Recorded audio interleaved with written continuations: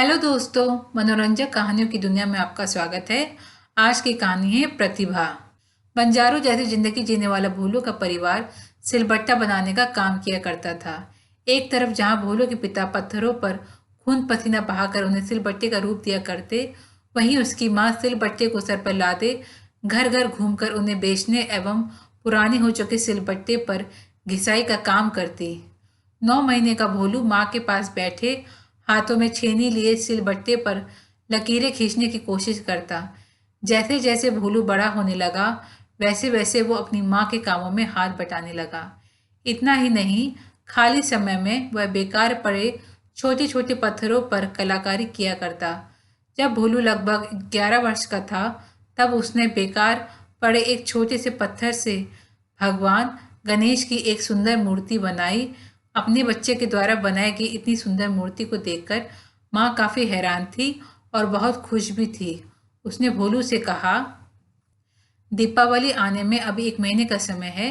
तुम ऐसी ही एक सुंदर सी माँ लक्ष्मी जी की मूर्ति बनाओ, तब हम भी इस बार दीपावली पर गणेश लक्ष्मी जी की पूजा करेंगे।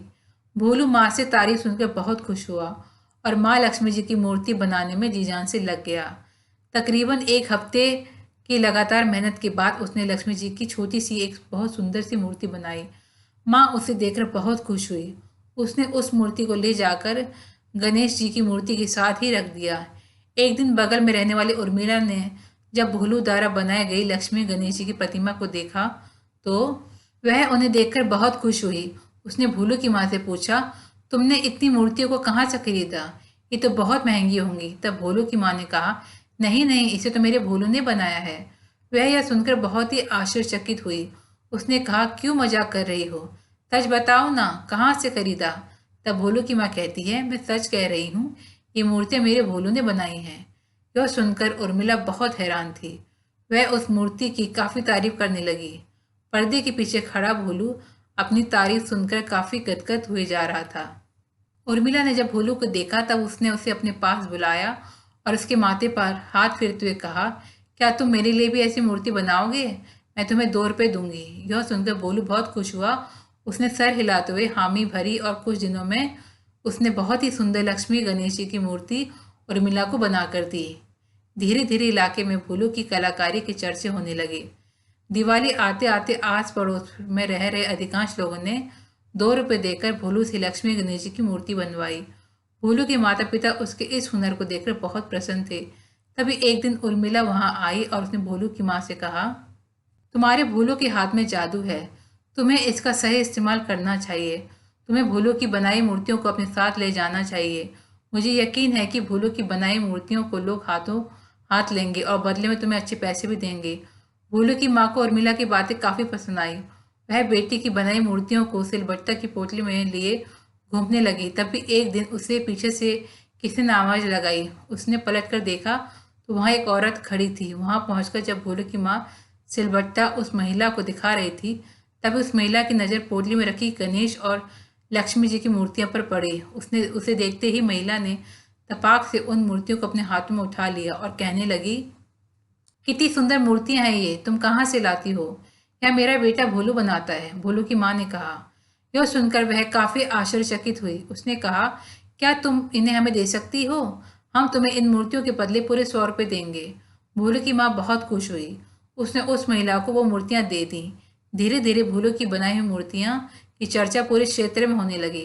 फलस्वरूप उसकी कमाई भी काफी बढ़ गई। अब उसके माता पिता सिलबट्टे का काम छोड़ मूर्तियां बनाने में उसका हाथ बटाने लगते हैं। एक बार रात के समय जब भोलू अपने कमरे में बैठा मूर्तियों को तराश रहा था, तभी अचानक दरवाजे के छज्जे पर रखे चिराग को माँ ने उतार कर नीचे फर्श पर रख दिया, जिसके कारण कमरे की रोशनी अचानक काफी कम हो गई। ये क्या माँ, तुमने चिराग को नीचे जमीन पर क्यों रख दिया? भोलू माँ से कहता है। तब माँ कहती है, तो क्या हुआ बेटा, चिराग जमीन पर रहे या छज्जे पर, इससे क्या फर्क पड़ता है? तब भोलू ने कहा, देखो ना माँ, रोशनी कितनी कम हो गई है। इसे उठाकर फिर से छज्जे पर रख दो, क्योंकि इतनी कम रोशनी में काम करना मुश्किल हो रहा है। तो तुमने देखा ना कि जब चिराग को छज्जे से उठाकर नीचे फर्श पर रख दिया गया तो उसकी रोशनी बहुत कम हो गई। अर्थात चिराग की सही जगह छज्जे पर है, ना कि फर्श पर। उसी प्रकार तुम्हारी कला की सही जगह कोई छोटा कस्बा नहीं बल्कि कुछ और ही है, माँ कहती है। भोलू माँ की रहस्यमयी बातों को सुनकर काफी चकित है। वह माँ से कहता है, साफ साफ बताओ ना माँ, तुम क्या कहना चाहती हो? बेटा, तुम्हें असाधारण क्षमता है जिसकी सही जगह अपना ये छोटा कस्बा नहीं बल्कि महानगर है। तुम्हें अपनी कला को प्रमाणित करने के लिए महानगर की ओर रुख करना होगा। फिर देखना कैसे पूरी दुनिया तुम्हारी कला की दीवानी हो जाती है। भोलू माँ की बातों को समझ जाता है।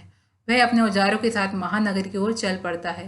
वक्त के साथ भोलू की माँ की कही बातें सच साबित होती हैं और देखते ही देखते भोलू एक बहुत बड़ा मूर्तिकार बन जाता है। उसकी मूर्तियों की चर्चा अब देश विदेशों में हो रही है। यदि आप भी भोलू की तरह ही असाधारण प्रतिभा के स्वामी हैं तो आपको भी अपनी प्रतिभा के अनुरूप अपना लक्ष्य बनाना होगा। दोस्तों, अगर आपको स्टोरी अच्छी लगी हो तो अपने दोस्तों के साथ भी शेयर कीजिए और कमेंट में ज़रूर बताइए कि कैसी लगी स्टोरी।